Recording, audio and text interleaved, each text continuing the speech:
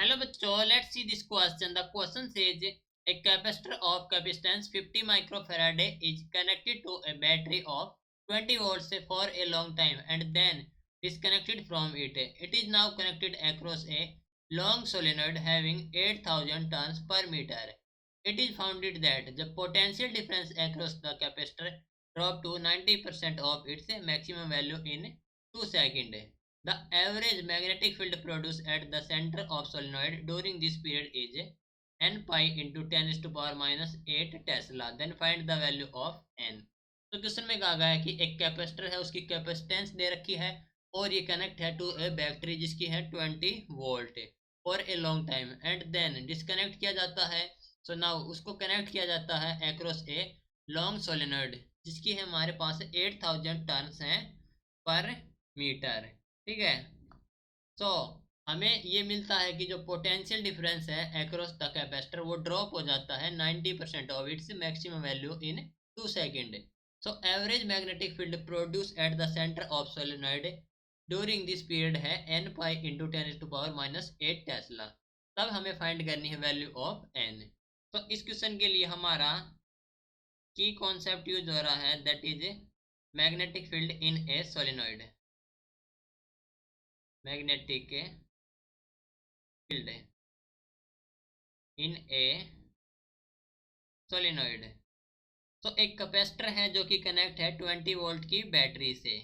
तो this is the capacitor and ये connect हमारे पास है बैटरी ऑफ 20 वोल्ट. ठीक है. तो उसके बाद क्या क्या जाता है कि इसको डिस्कनेक्ट किया जाता है एंड कनेक्ट किया जाता है एक्रॉस ए लॉन्ग सोलेनोइड. तो उसके बाद कनेक्ट किया जाता है टू ए लॉन्ग सोलेनोइड. ठीक है. जिसमें है 8000 टर्न्स पर मीटर एंड कहा गया है कि ये हमें मिलता है कि जो पोटेंशियल डिफरेंस है अक्रॉस द कैपेसिटर वो ड्रॉप हो जाता है 90% of its maximum value in 2 second. Okay. तो जो हमारे पास बैटरी है दैट इज द 20 वोल्ट की एंड टाइम हमारे पास 0. उसके बाद 2 सेकेंड में हमें ये मिलता है कि एट टाइम 2 सेकेंड जो है ना वोल्टेज है वो क्या हो जाती है ड्रॉप हो जाती है 90% ऑफ इट्स मैक्सिमम वैल्यू. तो दैट इज द 20 इंटू 90% के लिए 90 अपॉन 100 दैट इज वो हो जाती है हमारे पास 18 वोल्ट. ठीक है. So average magnetic field calculate करेंगे तो ये हो जाए हमारे पास है mu naught N I. Okay.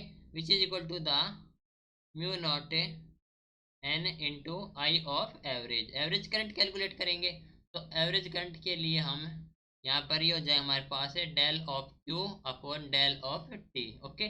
That is the average current है.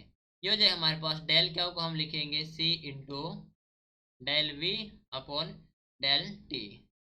दैट मीन्स सी हमारे पास कैपेसिटेंस है ये होगी 50 micro hertz farad 50 micro farad into जो डेल वी है दैट इज 20 माइनस 18 जो चेंज हुआ है अपॉन टाइम है इन 2 सेकेंड.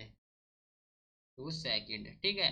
तो ये हो जाए हमारे पास है 50 into 2 upon 2 that is 50 micro. Okay. तो ये हो गया हमारे पास है एवरेज करंट.